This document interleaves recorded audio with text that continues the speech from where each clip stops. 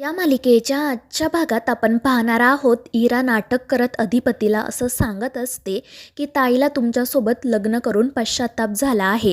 जेव्हापासून ती तुमचं घर सोडून इकडे आली आहे ना, तेव्हापासून खूप आनंदात आहे. ती इथेच कम्फर्टेबल आहे आणि आता तिला पुन्हा तुमच्या घरात यायचं नाही आहे. आणि इराचं असं बोलणं ऐकून अधिपती तर खूप चिडतो.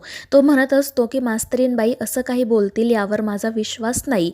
पण इरा नाटक करत म्हणत असते की ठीक आहे जिजू, तुमचा जर माझ्यावर विश्वास नसेल ना तर काही हरकत नाही, पण मला तुमची काळजी वाटते आणि म्हणूनच मी तुम्हाला हे सगळं सांगते. आणि मग ती अधिपतीला असंही म्हणते की खरं तर ना ताईने जे काही केलं ते मुद्दाम केलं, कारण तिला माहिती होतं तुम्ही भुवनेश्वरी मॅडमला कधीही अंतर देणार नाही. त्यामुळे तिने तुम्हाला मुद्दामच सांगितलं की त्यांना घराबाहेर काढा आणि तुम्ही त्या गोष्टीसाठी नकार दिलात आणि ताईलाच घराबाहेर जायला सांगितलंत. आणि खरं तर ना ताईला हेच हवं होतं, तिला त्या घरातून बाहेरच पडायचं होतं, म्हणूनच तिने हे सगळं नाटक केलं.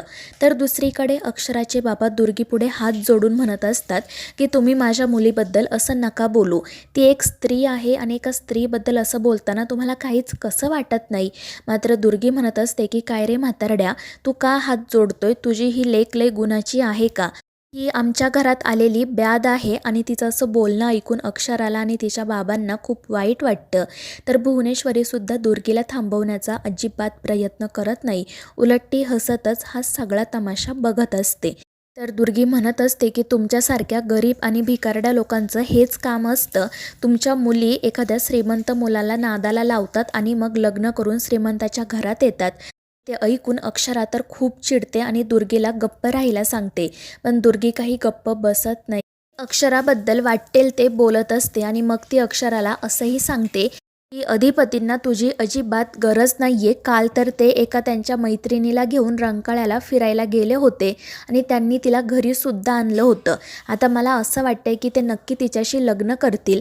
आणि हे ऐकून अक्षराला तर धक्काच बसतो. तर दुर्गी मुद्दाम भुवनेश्वरीकडे जात म्हणते की ताई, ती मुलगी खरंच ना नक्षत्रासारखी सुंदर होती आणि कुठेही मास्तरीन. आणि तिच्या अशा बोलण्यामुळे भुवनेश्वरीसुद्धा हसू लागते. दुसरीकडे इराच्या बोलण्यावर अधिपती विश्वास ठेवत नसतो. तो म्हणत असतो की इराताई, तुम्ही जे बोलताय ना त्यावर माझा खरंच विश्वास नाही आहे. मास्तरीनबाई कधी असं बोलूच शकत नाही. त्या खरंच खूप पवित्र आहेत. मात्र इरा म्हणत असते की ताई पवित्र नाही आहे, तर तुमचं तिच्यावरील प्रेम पवित्र आहे. त्यामुळे तुम्हाला सुद्धा ती पवित्रच दिसते जिजू. मात्र तिचा खरा स्वभाव ना खूप वेगळा आहे. ती साधी आहे, त्यामुळे अनेक पुरुष तिच्या मागे वेडे होतात. आणि इराचं असं बोलणं ऐकून अधिपतीला तर धक्काच बसतो. मात्र तरीही तो अक्षराची बाजू घेत इरालाच समजवण्याचा प्रयत्न करत असतो. पण इरा काही गप्प बसत नाही. ती अक्षराच्या बद्दल वाटेल ते अधिपतीला सांगू लागते. ती म्हणत असते की जर ताईला खरंच तुमची गरज असती ना तर तिने एकदा तरी तुमच्याशी कॉन्टॅक्ट करण्याचा प्रयत्न केला असता. पण तिने असं केलं का? नाही ना. तिने साधी तुम्हाला एक चिठ्ठीसुद्धा पाठवली नाही. यावरूनच तुम्ही विचार करा. तर दुसरीकडे दुर्गी अक्षराबद्दल जे काही बोलत असते त्यामुळे अक्षराचे बाबा खूप चिडतात. ते म्हणत असतात की मी आत्तापर्यंत तुमचं ऐकून घेतलं, पण यापुढे मी ऐकून घेणार नाही. अहो, तुम्ही माझ्या मुलीला असं कसं बोलू शकता? ती माझी मुलगी आहे, तुमच्या घरची सून आहे. तुमच्या सुनेबद्दल असं वाईट बोलायला तुम्हाला काहीच कसं वाटत नाही? मात्र दुर्गी म्हणत असते की म्हातारड्या, मी तिला वाटेल ते बोलेल, तू काय करणार आहे? मारणार आहेस का मला? तर अक्षराचे बाबा म्हणत असतात की हे बघा, तुम्ही असं बोलू नका, थोडी तरी मर्यादा पाळा. मात्र दुर्गी काही ऐकत नाही. उलट ती अक्षराच्या बाबांच्या अंगावरच धावून जाते. ती त्यांच्याशीच वाद घालायला सुरुवात करते. ती म्हणत असते की तुला तर नीट जागेवर उभंसुद्धा राहता येत नाही, मग कशाला आला आहेस इथे? निघ आमच्या घरातून. आणि तिच्या अशा बोलण्यामुळे अक्षरा चिडून म्हणते की दुर्गेश्वरी मॅडम, प्लीज आता गप्प बसा. आज खूप बोललात तुम्ही. मात्र दुर्गी म्हणते की मी अजून बोलणार, काय करणार आहेस ग तू? आणि मग त्यानंतर ती अक्षराला ढकलून देते. मात्र अक्षराचे बाबा पटकन तिला सावरतात. तर अक्षरा रागातच दुर्गीकडे बघत असते.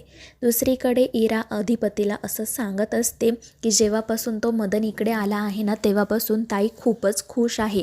तिला आमच्यासोबत बोलायला सुद्धा वेळ नाही आहे. सतत ती त्या मदनसोबतच बोलत असते. तर इकडे अक्षरासोबत दुर्गी जे काही वागलेली असते त्यामुळे अक्षराचे बाबा पुन्हा एकदा दुर्गीला अक्षरापासून लांब राहायची ताकीद देतात. मात्र दुर्गी त्यांचाही अपमान करू लागते. ती म्हणत असते की तुम्ही दोघे कशासाठी आला आहात इथे नाक घासत? तुम्ही गरीब आहात ना, मग गरीब घरातच तुमच्या पोरीला द्यायचं, आमच्यासारख्या श्रीमंताच्या घरात कशाला दिलत? आणि तुम्ही ना आम्ही फेकलेल्या तुकड्यांवर जगता हे विसरू नका. आम्ही पगार देतो म्हणून तुमचं घर चालतं हे लक्षात ठेवा. आणि त्यामुळे अक्षरा म्हणते की दुर्गेश्वरी मॅडम, माझ्या बाबांचा अपमान करायचा तुम्हाला काही अधिकार नाही आहे.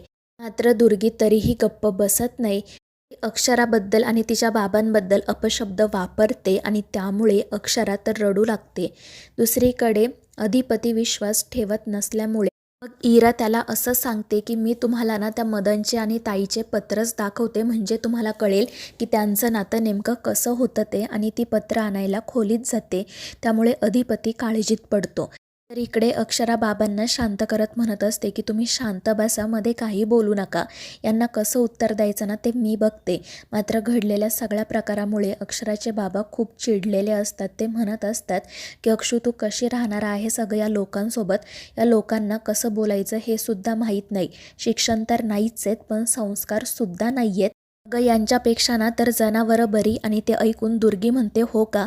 मग तुमच्या मुलीचं लग्न ना एखाद्या जनावरासोबतच लावून द्या. आणि मग त्यानंतर ती अक्षराच्या बाबांवर सरळ हातच उचलते. मात्र अक्षरा मध्ये येत तिला थांबवते, तर भुवनेश्वरीसुद्धा मोठ्याने ओरडते. दुसरीकडे ती इरा काही पत्र घेऊन बाहेर येते आणि अधिपतीला म्हणते की बघा, ही ताईने आणि त्या मदनने एकमेकांना पाठवलेली पत्र आहेत, तुम्ही वाचा. मात्र अधिपती नकार देत असतो, पण इरा त्याच्या हातात एक पत्र देते आणि मग अधिपती ते वाचू लागतो. ते पत्र त्या मदनने अक्षराला पाठवलेलं असतं आणि त्यामध्ये त्याने नॉर्मली काही गोष्टी लिहिलेल्या असतात आणि शेवटी लिहिलेलं असतं की तुझाच मॅड. तर इरा म्हणते की ताई, मागे ना तो खरंच खूप मॅड होता. आणि त्यावेळी अधिपती म्हणतो, पण काय हरकत आहे, त्यांच्या मागे कितीही जण मॅड असलेत तरी त्यांच्या मनात काय आहे हे महत्त्वाचं आहे ना. मात्र इरा म्हणते, ताईच्या मनात सुद्धा तो मदनच आहे. आता बघा, त्यांची जुनी मैत्री पुन्हा एकदा नव्याने फुलेल. तर दुसरीकडे इतका सगळा तमाशा होऊन सुद्धा भुवनेश्वरी दुर्गीला थांबवत नाही. उलट ती हसतच सगळं बघत असते. तर दुर्गी अक्षराचा आणि तिच्या बाबांचा अपमान करण्याची एकही संधी सोडत नाही. ती त्या दोघांबद्दल वाटेल ते बोलत असते, अपशब्द वापरत असते. तर इकडे इरा त्या अधिपतीला सांगत असते की मदन ताईसाठी पुन्हा इकडे आला आहे आणि त्याने तर लग्नसुद्धा केलं नाही. मला असं वाटतंय आता तो ताईलाच लग्नाबद्दल विचारेन. कारण तो ज्या देशात राहतो त्या देशात ना हे सगळं नॉर्मल आहे. म्हणजे तिकडचे लोक कितीही वेळा लग्न करतात, पुन्हा त्यांचा डिवोर्स होतो, त्यांना या गोष्टींचा काही फरक पडत नाही. आणि त्यामुळे अधिपती मोठ्यानेच इरावर ओरडतो आणि तिला शांत राहायला सांगतो. तर ती लगेच नाटक करत म्हणते की मला असं वाटतंय, मी जे बोलते ना ते तुम्हाला आवडत नाही आहे, पण मी जे काही बोलते ना ते अगदी खरं आहे. तुमचा माझ्यावर विश्वास नसेल तर काही हरकत नाही. मला फक्त तुमची काळजी वाटते ना, म्हणून मी तुम्हाला हे सांगितलं. तर मित्रांनो, या मालिकेच्या पुढील भागांमध्ये आपण पाहणार आहोत, इरा अधिपतीचे कान भरवतच असते, तर इकडे अक्षराचे बाबा तिला म्हणत असतात की तू परत आपल्या घरी चल, तू या घरात नको राहू. मात्र अक्षरा म्हणत असते की बाबा, इथे अधिपती आहेत आणि त्यांच्यासाठी मला इथे थांबावंच लागेल. तर मित्रांनो, या मालिकेच्या पुढील भागांच्या अपडेट्ससाठी आपल्या चॅनेलला सबस्क्राईब करा.